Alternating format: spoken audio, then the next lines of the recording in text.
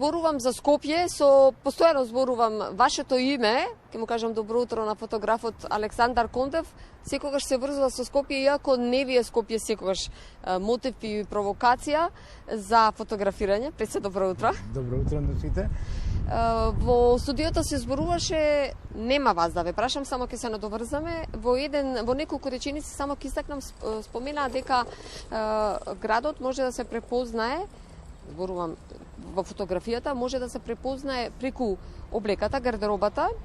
Потоа зборува дека Скопје има една долга историја и има една голема шареноликост. А јас ќе се надополнам на тоа, ќе ве прашам, вие секој ден сте надвор, секој ден сте во Скопје и дали Скопје секој ден има своја приказна, бидејќи на социјалните мрежи тоа можеме да го забележиме? Апсолутно. Најголема грешка во мојата професионална работа е што јас сакав да направам архива која подоцна нормално професионалната работа ќе користам. Јас живеам на крај крајшто од фотографија. Меѓутоа што се случи? Како јас ќе оформам една архива, тие места ги снемува, тие луѓе ги снемува, Скопје има неверојатна динамика. Например, вие во Њујорк да отидете или во Париз или во Лондон, Ајфелова кула, Трафалгар во Лондон е Трафалгар. И тоа дали е смено пред 70 години или денеска, измените се мали, може би во рекламите. Меѓутоа, мене фотографиите ми застаруваат од ден за ден. Па така мене ми стана навик, бидејќи работев на времето со луѓето од историјата и од археологијата, го запознав градот и некако ми се недобро за таа временска линија и гледајќи ги луѓето се сеќам на оние луѓе за кои ние баравме податоци и информации. Навистина убаво кажавте и ке следниот месец подготвувате изложба за градот? Па не, види, тоа се преточува, тој материјал нормално се прегледува, се доработува или се отфрла нормално и се создава одреден фонд. Тој фонд, ако не го прикажа, ще оптеретува. Така да јас сукцесивно работам на тие материјали. Што е тематиката? Што можеме да... Тематиката во Скопје што може да биде? Луѓето, настаните, архитектурата, амбиентот. И имам ја една моја реченица која гласи вака: фотографијата е слика, ама сликата не е фотографија. Зашто во фотографијата имаме вметнато, инкорпорирано време, имаме реална перспектива, а сликарот си работи према неговата импресија. Тоа е разликата. Јас тоа така и напишав заеднички со водителите, се договоривме нашиот разговор да му дадеме наслов Слики од Скопје. Да. Грешивме? Да. Дали сгрешивме? Не, никако. Тоа е вистинскиот назив.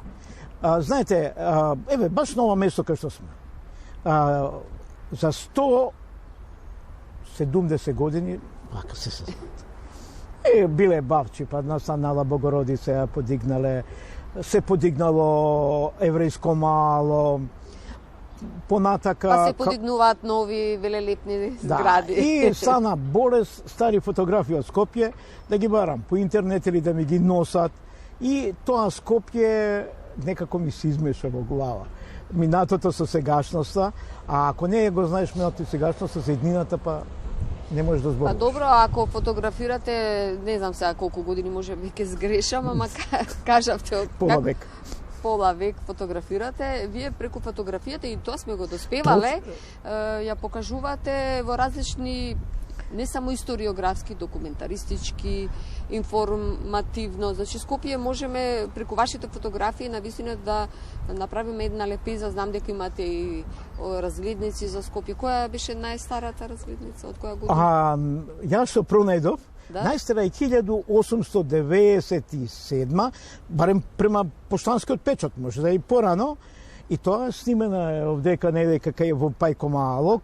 И се вика дипломатска, дипломатска улица на француски.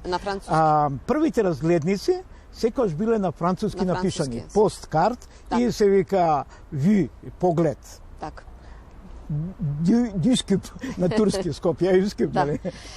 Сосема на крај сакам да го искористам вашето присуство, иако има уште време, ама знам дека се подготвувате затоа што бара многу работа. 45 години манифестацијата Скопско лето, на отворањето јас вака предпримерно како ќе има ваша изложба, бидејќи сите години покрај тоа што ги регистриравте на станите, им дадовте уметничка димензија, меѓутоа вие сте главниот историчар на дирекцијата и на Скопско лето.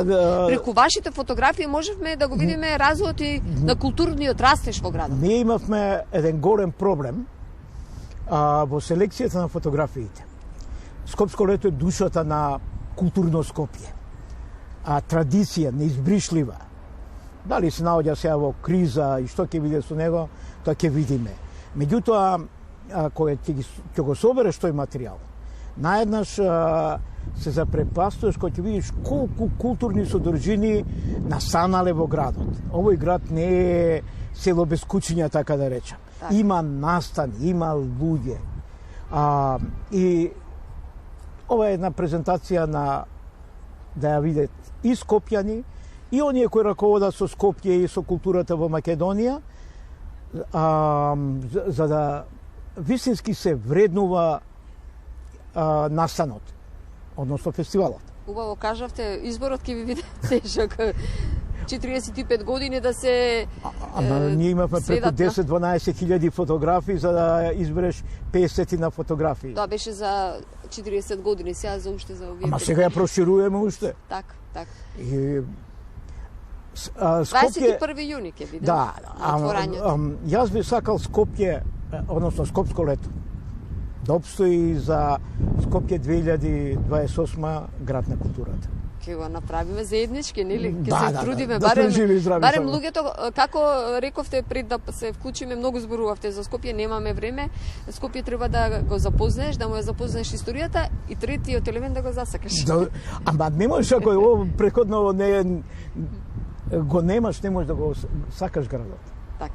Продолжете навистина со секојдневното фотографирање. Знам дека тоа ви е ваш дел од секојдневието, од вашиот живот, вашата душа, а некако понекогаш можеби не остануваме рамномерни на вашите, рамнодушни сакам да кажам, на вашите фотографии, меѓутоа секогаш побудувате некаква емоција. Јас се трудам да бидам и провокативен. Секогаш сте такви по карактер. Ви благодарам за директното вклучување во утринската програма. Благодарам и на вас.